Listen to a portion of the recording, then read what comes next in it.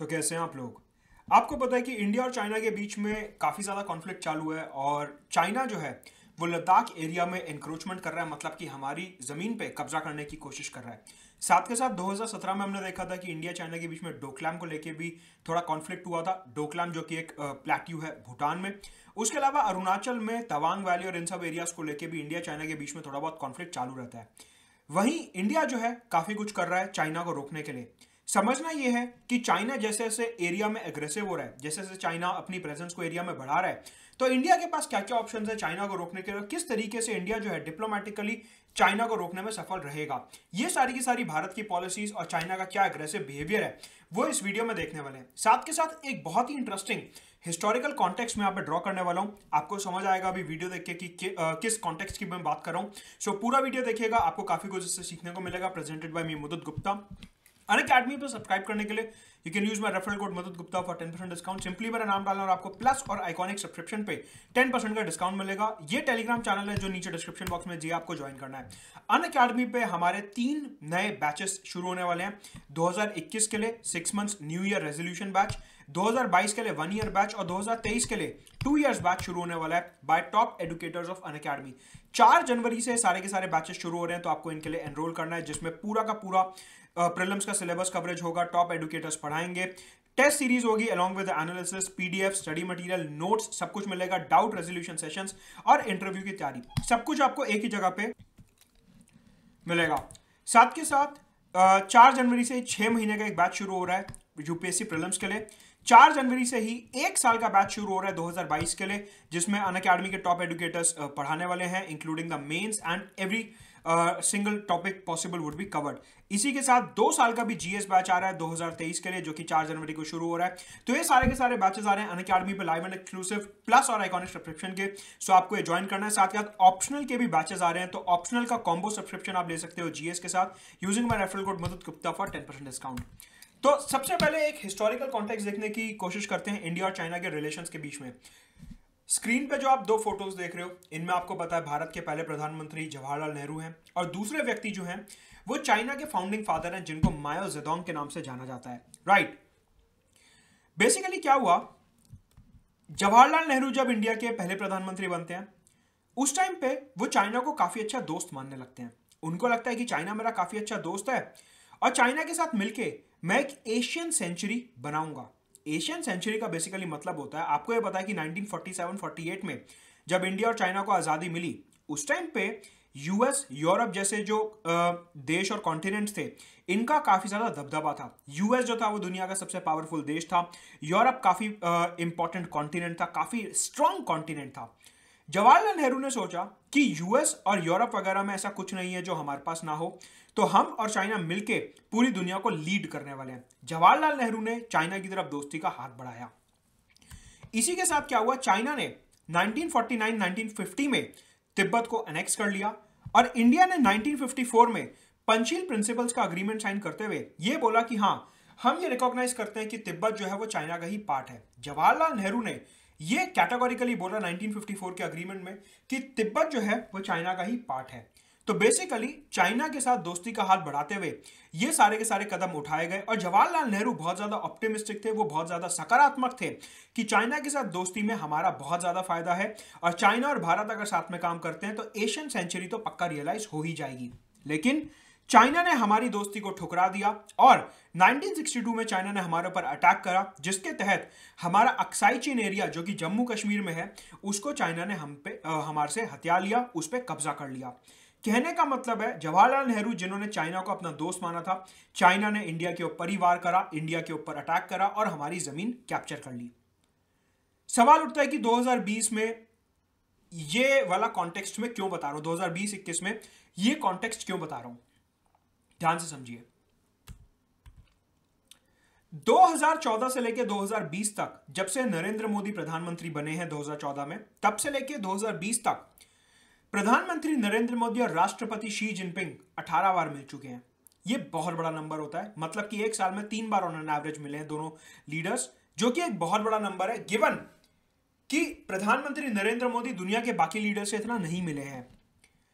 यह हमारे को दिखाता है कि कहीं ना कहीं प्रधानमंत्री नरेंद्र मोदी बहुत ज्यादा इंक्लाइंड है चाइना की तरफ। वो चाहते हैं कि चाइना के साथ हमारे संबंध अच्छे बने। चाइना की तरफ उन्होंने दोस्ती का हाथ बढ़ाया। अगर आप ध्यान से समझने की कोशिश करो, जो जवाहरलाल नेहरू ने कोशिश करी थी कि हमारे को चाइना के साथ दोस्ती आगे बढ़ानी है, वही कोशिश पिछले 6 साल में हमारे प्रधानमंत्री नरेंद्र मोदी ने करी कि हमारे को चाइना के साथ क्लोज रिलेशंस बनाने हैं। अगर हमारे रिलेशंस चाइना के साथ अच्छे हो जाते हैं, अगर हम चाइना के साथ क्लोज रिलेशंस बनाने में सक्सेसफुल रहते हैं, तो कहीं ना कहीं चाइना और पाकिस्तान की दोस्ती कमजोर पड़ने लगेगी। हमारे को पता है कि चाइना जो है वो पाकिस्तान में काफी ज्यादा इन्वेस्टमेंट कर रहा है। चाइना पाकिस्तान इकोनॉमिक कॉरिडोर बना रहा है। चाइना और पाकिस्तान ने मिलकर मिलिट्री अलायंसेस भी साइन करे हैं, उनका क्लोजर मिलिट्री कोऑपरेशन भी है। तो प्रधानमंत्री नरेंद्र मोदी ने सोचा कि अगर मैं चाइना के साथ ज्यादा दोस्ती करता हूं, तो चाइना पाकिस्तान के बीच में अपने आप एक डिस्टेंस आने लगेगा और उनकी जो दोस्ती है कहीं ना कहीं वो कमजोर होने लगेगी। तो इस डायनामिक्स के साथ, इस चीज को सोचते हुए प्रधानमंत्री ने चाइना की तरफ दोस्ती का हाथ बढ़ाया। लेकिन चाइना ने क्या करा, अपना बॉर्डर इंफ्रास्ट्रक्चर सुधारना शुरू करा। मतलब कि इंडिया चाइना बॉर्डर पे जो पूरा का पूरा इंफ्रास्ट्रक्चर है उसको सुधारने की कोशिश करी। चाइना ने बॉर्डर पे अपने हथियार, अपने ट्रूप्स, अपनी आर्मी भेज दी और हमारी जमीन पर कब्जा करने की कोशिश करी लद्दाख में। समझो अब 1954-62 दोस्ती का हाथ बढ़ाया, अक्साई चिन कैप्चर कर लिया। 2014 से 2020 दोस्ती का हाथ बढ़ाया, लद्दाख कैप्चर करने की कोशिश करी। मतलब कि जो पॉलिसी जवाहरलाल नेहरू की थी, डिट्टो सेम पॉलिसी प्रधानमंत्री नरेंद्र मोदी ने फॉलो करने की कोशिश करी और दोनों ही बार सेम हुआ कि चाइना ने हमारी दोस्ती को ठुकरा दिया। कहने का मतलब है, जो हिस्ट्री में हमें गलती कर चुके हैं वही गलती इस बार हमने दोबारा चाइना के केस में करने की कोशिश करी। लेकिन अब हमने अपनी गलती से सीखा और उसे सुधारने की कोशिश करी। सवाल उठता है कि भारत आज की तारीख में चाइना को रोकने के लिए क्या कर रहा है। सबसे पहले इंडिया जो है वो अपनी मिलिट्री मॉडर्नाइजेशन पे फोकस कर रहा है। मतलब कि आप ये मैप देखिए, ये हमारा हिस्सा है बेसिकली, ये जो पूरा हिस्सा है ये हमारा हिस्सा है। तो क्या हुआ, चाइना ने इंडिया के ऊपर जमीन के थ्रू अटैक करने की कोशिश करी है। मतलब कि डोकलाम, अरुणाचल और अक्साई चिन, लद्दाख एरिया, जमीन बॉर्डर के थ्रू चाइना ने हमारे ऊपर अटैक करने की कोशिश करी है। इंडिया क्या सोच रहा है कि हमें अपनी आर्मी तो मॉडर्नाइज करनी ही है, आर्मी तो मॉडर्नाइज करेंगे ही करेंगे। साथ के साथ इंडिया इस टाइम पे काफी ज्यादा फोकस दे रहा है अपनी नेवी के मॉडर्नाइजेशन पे। इंडिया काफी ज्यादा फोकस दे रहा है अपनी नेवी के मॉडर्नाइजेशन पे। नेवी के मॉडर्नाइजेशन का मतलब है कि इंडिया जो है वो सी फ्रंट खोलने की कोशिश कर रहा है। मतलब कि समंदर के रास्ते से चाइना को थोड़ा सा दबाया जाए। अगर चाइना हमारे ऊपर जमीन के रास्ते से अटैक करने का सोच रहा है तो हमारे को उसे सरप्राइज करना चाहिए नेवी के जरिए। कहने का मतलब है, इंडिया अपने आप को यहां पे तो स्ट्रांग कर ही रहा है, बॉर्डर पे तो स्ट्रांग कर ही रहा है, लेकिन एट द सेम टाइम समंदर के रास्ते के थ्रू भी इंडिया चाइना के ऊपर एक अटैक करने की कोशिश कर रहा है। और if I can put it better, India जो है चाइना को रोकने की कोशिश कर रहा है समंदर के रास्ते की। देखो, अगर तुमने हमारे ऊपर जमीन से अटैक करा तो हम तुम्हारे ऊपर समंदर के रास्ते से अटैक कर सकते हैं। इस पूरी स्ट्रैटेजी के साथ इंडिया जो है इंडो पैसिफिक एरिया में अपनी प्रेजेंस को बढ़ाने की कोशिश कर रहा है। इंडो पैसिफिक एरिया का मतलब है ये वाला पूरा area, this entire area. Indo Pacific का मतलब है ये पूरा एरिया। इस पूरे एरिया में चाइना को रोकने की कोशिश कर रहा है इंडिया और अपनी मिलिट्री मॉडर्नाइजेशन पे काफी ज्यादा फोकस कर रहा है।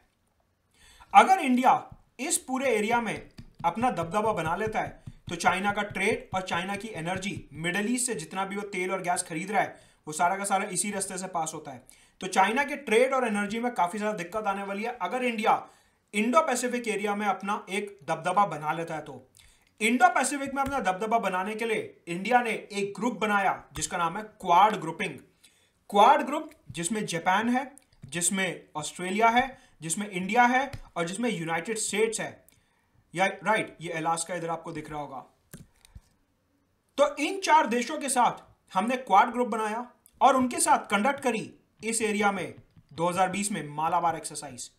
मतलब कि अपने सहयोगी देशों के साथ हमने इस एरिया में मिलिट्री एक्सरसाइज करी, नेवल एक्सरसाइज करी, ये सिग्नल देते हुए चाइना को कि हम अकेले नहीं है, हमारे साथ ऑस्ट्रेलिया, जापान और यूएस भी हैं। मतलब कि क्वाड ग्रुप के जरिए इंडिया जो है चाइना को इस इंडो पैसिफिक एरिया में रोकने की कोशिश कर रहा है।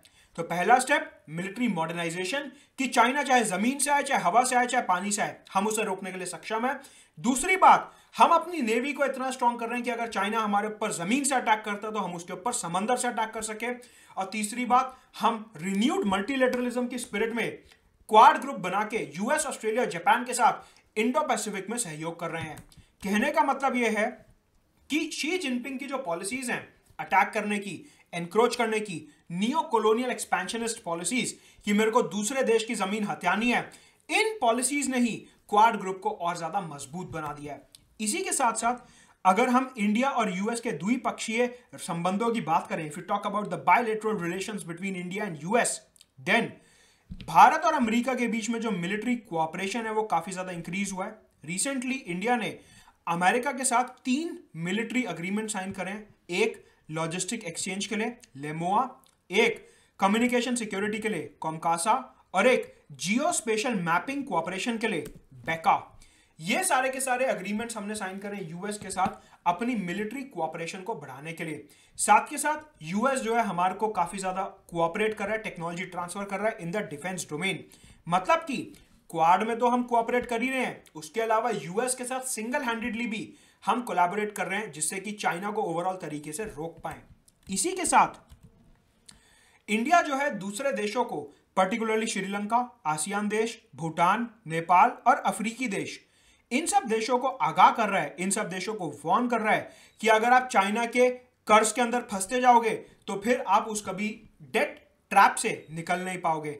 चाइना बेसिकली क्या कर रहा है, सारे देशों को बड़ी बड़ी मात्रा में उधारी देके उनको दबाने की कोशिश कर रहा है। इसे बोले जाता है डेट डिप्लोमेसी। इसे डिप्लोमेसी की लैंग्वेज में बोलते हैं डेट डिप्लोमेसी। चाइना जो है डेट डिप्लोमेसी के अंडर बहुत ज्यादा उधारी दे रहा है इन सारे देशों को, जिससे चाइना अपना दबदबा बनाए रख सके।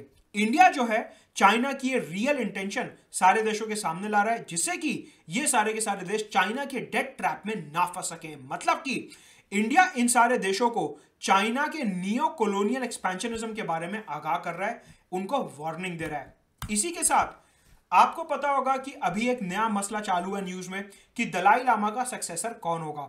अमेरिका ने एक Tibet support and policy act भी पास करा है, जिसके तहत यह बोला गया कि अमेरिका जो है वो दलाई लामा को पूरे तरीके से सपोर्ट करेगा नया सक्सेसर चुनने में, कि जो दलाई लामा है उनका इनकारनेशन अगला कहां पे होगा, अगले दलाई लामा कौन बनेंगे, अगले स्पिरिचुअल लीडर कौन बनेंगे, उसमें यूएस जो है पूरे तरीके से दलाई लामा का सपोर्ट कर रहा है। अब यहां पे आपको पता है कि चाइना नहीं चाहता कि तिब्बत अपना खुद का दलाई लामा चूज करे। चाइना ये चाहता है कि अगला दलाई लामा मैं चूज करूं। मतलब कि शी जिनपिंग का ये कहना है कि जो दलाई लामा है वो अपना सक्सेसर ना चुने और मैं, मतलब कि शी जिनपिंग, अगला दलाई लामा चूज करूं। इस पूरे मसले में इंडिया के पास एक काफी महत्वपूर्ण रोल है प्ले करने के लिए। इंडिया बेसिकली क्या कर सकता है, तिब्बतियन लोगों को सपोर्ट करके अगले दलाई लामा को, अगले सक्सेसर को तिब्बत में ही चूज करवा सकता है। कहने का मतलब यह है कि चाइना के ऊपर इंडिया और यूएस मिलकर अगर दबाव डालते हैं यहां पे, तो हो सकता है कि चाइना काफी अंडर प्रेशर आ जाए और हम चाइना को इस तरीके से भी काउंटर कर पाए। कहने का मतलब है अगर चाइना हमारे ऊपर लद्दाख में अटैक करता है तो हमारे पास भी दलाई लामा का मसला है, जिसको यूज करके हम चाइना के ऊपर काउंटर प्रेशर डाल सकते हैं। इसी के साथ आपको पता होगा कि हमारी सरकार ने पबजी, टिकटॉक जैसी चाइनीज एप्स जो हैं इनको सिक्योरिटी कंसर्न्स की वजह से बैन कर दिया है।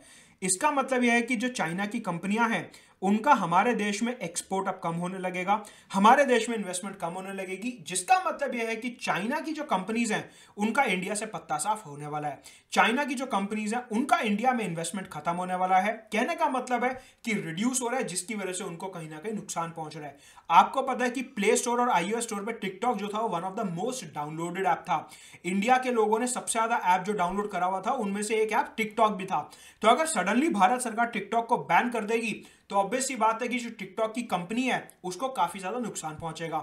इसके अलावा और भी काफी सारी एप्लीकेशंस हमने बैन करी हुई हैं। इसका मतलब यह है कि भारत सरकार ने सीधा एक सिग्नल दिया है कि अगर चाइना हमारे ऊपर बॉर्डर पर अटैक करेगा तो हम दलाई लामा के थ्रू, डेट डिप्लोमेसी के थ्रू और ये उनकी रिस्ट्रिक्शन के थ्रू, ऐप रिस्ट्रिक्शन के थ्रू चाइना के ऊपर पलटवार कर सकते हैं और मिलिट्री मॉडर्नाइजेशन तो हम कर ही रहे हैं। इसी के साथ भारत सरकार का यहाँ पे एक और फोकस है और वो है आसियान, कि इंडोनेशिया, फिलीपाइंस, मलेशिया, सिंगापुर जैसे देशों के साथ कोलैबोरेट करके चाइना का असली चेहरा इन सारे देशों के सामने लाया जाए। और चाइना जिस तरीके से साउथ चाइना सी में अपने आप को एक्सपैंड कर रहा है, इन सारे आसियान देशों के साथ मिलकर चाइना को रोकना बहुत जरूरी है।